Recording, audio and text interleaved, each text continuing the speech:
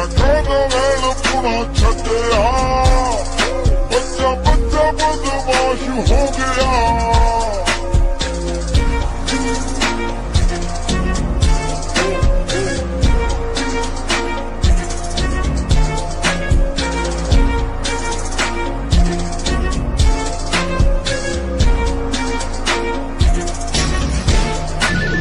शेरा मूरे मारे पड़का